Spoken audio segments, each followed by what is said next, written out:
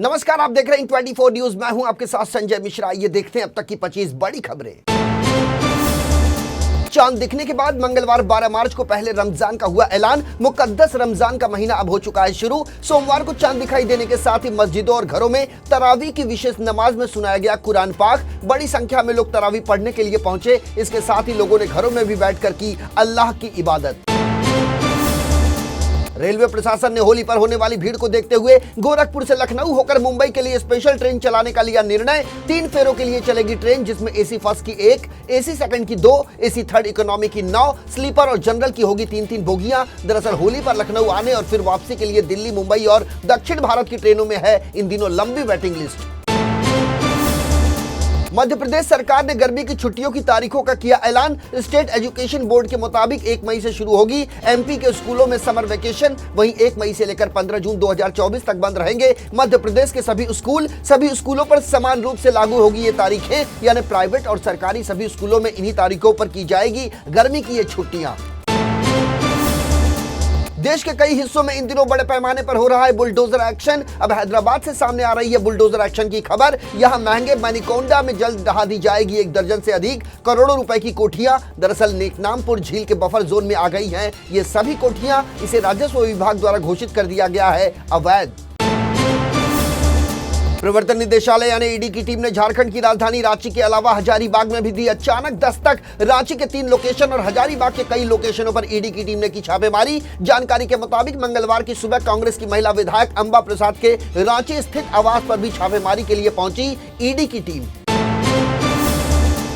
राजस्थान में paper leak माफियाओं पर सुरक्षा और जांच एजेंसियों का लगातार कसता जा रहा है शिकंजा। अब ईडी भी टूट पड़ी है पेपर लीक माफियाओं पर। आज ईडी की दिल्ली और राजस्थान की टीमें paper leak mafia Anil Meena की संपत्तियों को जब्त करने के लिए पहुंची अजमेर। अनिल मीणा उर्फ शेर सिंह मीणा पेपर लीक गिरोह का बताया जा रहा है मुखिया। वाइस प्रिंसिपल के पद पर कार्यरत रहे आरोपी अनिल मीणा की संपत्तियों पर ईडी कर रही है prevention of money laundering act के तहत कब्जा। नेशनल इन्वेस्टिगेशन एजेंसी यानी एनआईए ने खालिस्तान गैंगस्टर लिंक मामले में 4 राज्यों में की छापेमारी। जांच एजेंसी ने पंजाब, हरियाणा, राजस्थान और मध्य प्रदेश के साथ साथ केंद्र शासित प्रदेश चंडीगढ़ में भी मारा छापा। इस छापेमारी में की जा रही है गैंगस्टर और आतंकियों के बीच नेक्सस की पड़ताल। इससे पहले सितंबर 2023 में भी एनआईए ने गैंगस्टर और खालिस्तानी गठजोड़ के खिलाफ किया था बड़ा एक्शन।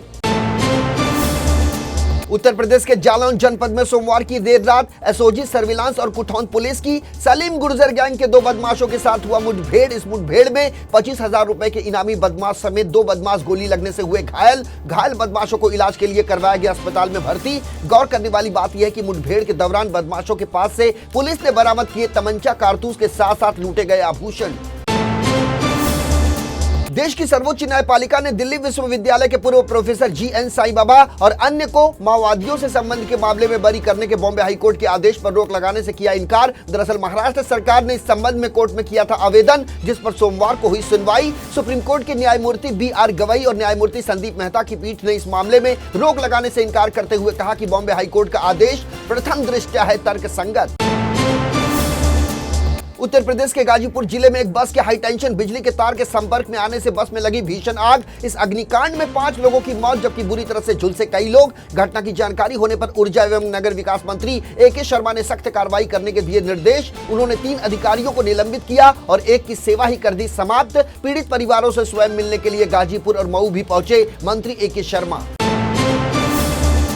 प्रधानमंत्री नरेंद्र मोदी ने मंगलवार को गुजरात के अहमदाबाद में कई रेलवे परियोजनाओं का किया उद्घाटन और शिलान्यास। इस दौरान कार्यक्रम को संबोधित करते हुए पीएम मोदी ने कहा कि उनकी सरकार ने रेलवे को नारकीय स्थिति से बाहर निकालने की दिखाई है इच्छा शक्ति। पीएम मोदी ने कहा कि हमारे लिए विकास परियोजनाएं सरकार बनाने के लिए नहीं, बल्कि हमारा लक्ष्य है विकसित भारत का निर्माण। प्रधानमंत्री नरेंद्र मोदी ने आज अहमदाबाद में 10 नई वंदे भारत एक्सप्रेस ट्रेनों को दिखाई हरी झंडी। इन ट्रेनों के शुरू होने से यात्रियों को आवाजाही में होगी बेहद सहूलियत। प्रधानमंत्री नरेंद्र मोदी ने डॉक्टर MGR चेन्नई सेंट्रल और मैसूरू के बीच वंदे भारत एक्सप्रेस को भी दिखाई हरी झंडी। प्रधानमंत्री नरेंद्र मोदी ने वीडियो कॉन्फ्रेंसिंग के माध्यम से मंगलुरु सेंट्रल से तिरुवनंतपुरम सेंट्रल तक विस्तारित वंदे भारत सेवा और नई कोल्लम तिरुपति एक्सप्रेस का भी किया उद्घाटन। प्रधानमंत्री नरेंद्र मोदी ने आज संगम नगरी प्रयागराज को दी बड़ी सौगात। उन्होंने प्रयागराज को भगवान राम की नगरी अयोध्या से सीधे तौर पर जोड़ दिया है। वंदे भारत ट्रेन के जरिए मोदी सरकार ने गोरखपुर से अयोध्या होते हुए लखनऊ तक चलने वाली वंदे भारत ट्रेन को अब प्रयागराज तक चलाने की औपचारिक तौर पर कर दी है शुरुआत। बिहार शरीफ से अस्थावा के बीच जल्द शुरू होगा ट्रेन का परिचालन। मंगलवार 12 मार्च को प्रधानमंत्री नरेंद्र मोदी ने वीडियो कॉन्फ्रेंसिंग के माध्यम से अस्थावा रेलवे स्टेशन का किया लोकार्पण। इसके साथ ही नालंदा वासियों को एक और नई रेल लाइन की मिल गई सौगात, जिससे आम लोगों में दौड़ पड़ी है खुशी की लहर। दरअसल पहले लोगों को बिहार शरीफ आने में होती थी काफी दिक्कत और अब ट्रेन से सीधे पहुंच सकते हैं बिहार शरीफ। भारतीय राष्ट्रीय राजमार्ग प्राधिकरण ने फास्टैग जारी करने वाले बैंकों की लिस्ट में से पेटीएम पेमेंट बैंक लिमिटेड को कर दिया है बाहर। इसके बाद आयोग ने फास्टैग देने वाले बैंकों की जारी कर दी है नई लिस्ट। आयोग ने भारतीय रिजर्व बैंक द्वारा पेटीएम पेमेंट बैंक पर लगाई गई पाबंदी के बाद लिया यह फैसला। देश भर में नागरिकता संशोधन कानून यानी सीएए हुआ लागू। सोमवार को जारी किया गया इसका नोटिफिकेशन। हालांकि कांग्रेस ने इसकी टाइमिंग को लेकर साधा निशाना। दरअसल सीएए को लेकर विपक्ष का कहना है कि यह सब कुछ किया गया है लोकसभा चुनाव के मद्देनजर।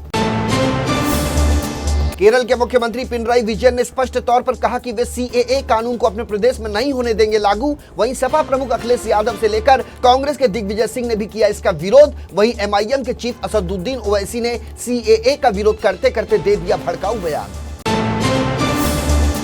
नागरिकता संशोधन कानून को लेकर एमआईएम के सांसद असदुद्दीन ओवैसी का जोरदार हमला। कहा यह बांटने वाला है कानून जिसका मकसद मुसलमानों को दूसरे दर्जे का नागरिक बनाना। असदुद्दीन ओवैसी ने कहा कि आप किसी भी सताए व्यक्ति को नागरिकता प्रदान करें, लेकिन धर्म के आधार पर ऐसा ना करें। सरकार को यह बताना चाहिए कि क्यों 5 सालों तक इस कानून को लंबित रखा और अब इसे क्यों किया जा रहा है लागू। हरियाणा के मुख्यमंत्री मनोहर लाल खट्टर समेत उनकी कैबिनेट ने दिया इस्तीफा। हालांकि जननायक पार्टी यानी जेजेपी से गठबंधन तोड़ने के बाद भी निर्दलीय विधायकों के समर्थन में सरकार बना सकती है भारतीय जनता पार्टी। बताया जा रहा है कि लोकसभा चुनाव में ज्यादा सीटें मांगने के बाद भाजपा ने जेजेपी से अलग कर ली अपनी राहें। बहुजन समाज पार्टी ने उत्तर प्रदेश में एक और लोकसभा सीट पर प्रत्याशी उतारने का किया ऐलान। पार्टी ने समाजवादी पार्टी के गढ़ माने जाने वाले कन्नौज में उतारा है अपना उम्मीदवार। बसपा के इस कदम से समाजवादी पार्टी के अध्यक्ष अखिलेश यादव की बढ़ सकती है मुश्किलें। इस सीट से अखिलेश यादव के चुनाव लड़ने की लगाई जा रही है अटकलें। बिहार के पूर्व उप मुख्यमंत्री और आरजेडी के नेता तेजस्वी यादव ने एक बार फिर मोदी सरकार पर बोला हमला। उन्होंने कहा कि मोदी सरकार ज्वलंत मुद्दों से ध्यान भटकाने के लिए चुनाव पूर्व रचती है नित नए प्रपंच। तेजस्वी यादव ने अपने सोशल मीडिया अकाउंट एक्स पर एक पोस्ट में लिखा कि धर्म की राजनीति के बाहर देश की बहुसंख्यक आबादी है जो मांगती है अच्छी शिक्षा, अच्छी स्वास्थ्य व्यवस्था, विकास और रोजगार। अमेरिकी अभिनेत्री और गायिका मैरी मिलबेन ने सोमवार को भारत के नागरिकता संशोधन कानून को बताया शांति का मार्ग। मिलबेन ने एक्स पर किया पोस्ट, लिखा ईसाई महिला और धार्मिक स्वतंत्रता की समर्थक के रूप में मैं नागरिकता संशोधन कानून के कार्यान्वयन की घोषणा करने के लिए करती हूं नरेंद्र मोदी के नेतृत्व वाली भारत सरकार की सराहना।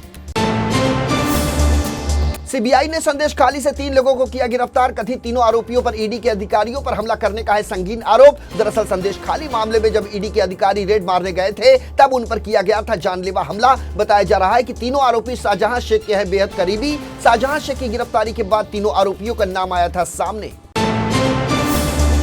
एक बार फिर अंधाधुंध गोलियों से गूंज उठी राजधानी दिल्ली। ज्योतिनगर थाना इलाके में पुलिस और बदमाशों के बीच हुई मुठभेड़। गोलियों की तड़तड़ाहट के बीच पुलिस ने 3 बदमाशों को धर दबोचा। उक्त मुठभेड़ में तीनों बदमाशों के पैरों में लगी गोलियां। तीनों को अस्पताल में करवाया गया है भर्ती, जहां चल रहा है तीनों का इलाज। साथ ही पुलिस अब इन आरोपियों से अरबाज हत्याकांड के मामले में करेगी पूछताछ।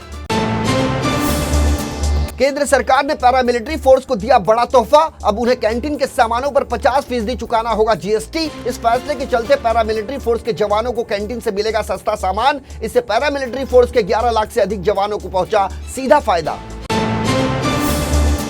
तो ये थी अब तक की 25 बड़ी खबरें। देश और दुनिया की ताजा तरीन खबरों के लिए बने रहिए इन 24 न्यूज के साथ। मुझे यानी संजय मिश्रा को दीजिए इजाजत। नमस्कार। को एक बड़ी जानकारी दे दें कि इन 24 न्यूज अब कई केबल नेटवर्क 7 स्टार के साथ साथ कई ओटीटी प्लेटफॉर्म पर भी उपलब्ध है, जिसमें टाटा प्ले स्टोर, जियो टीवी, ई बाबा, डेली हंट, एंड्रॉइड टीवी समेत कई ओटीटी प्लेटफॉर्म हैं जिस पर इन 24 न्यूज 24 घंटे साल के 365 दिन उपलब्ध हैं। इसके अलावा अब तक यदि यूट्यूब पर आपने इन 24 न्यूज को सब्सक्राइब नहीं किया है तो आप इसे तत्काल सब्सक्राइब करें ताकि आपके इलाके की खबर समय रहते आप तक जरूर पहुंचे।